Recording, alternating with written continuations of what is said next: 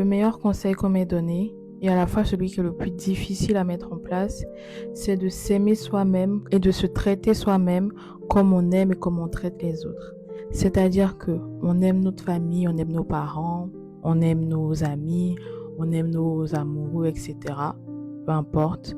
Et on les traite d'une certaine manière parce qu'on les aime. En fait, ce traitement qu'on donne aux autres, il faudrait se le donner à soi-même parce que autant les autres le méritent, autant on le mérite. Et pour moi, c'est un excellent conseil. Je pense que c'est même le socle du processus de guérison.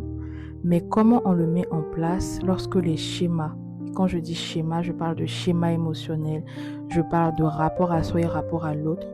Comment on fait quand ces schémas-là sont totalement détruits ou sont totalement biaisés?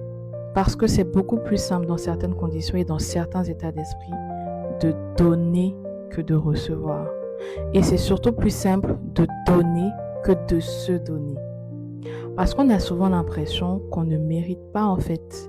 Ce qu'on donne à l'autre, on ne le mérite pas forcément. Ce qu'on donne à l'autre, c'est beaucoup plus simple de le donner à l'autre parce que se le donner à soi réveille des séquelles, réveille des blessures et réveille des traumas. Donc, comment on fait? Comment on met en place ce conseil-là?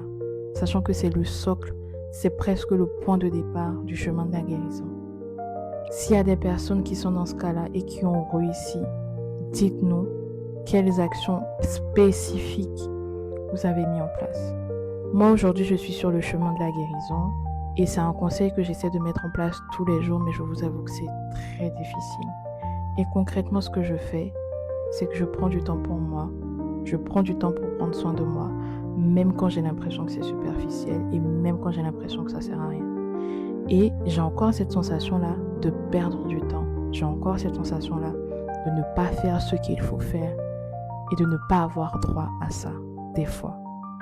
Donc franchement, si on peut s'aider, c'est pas mal.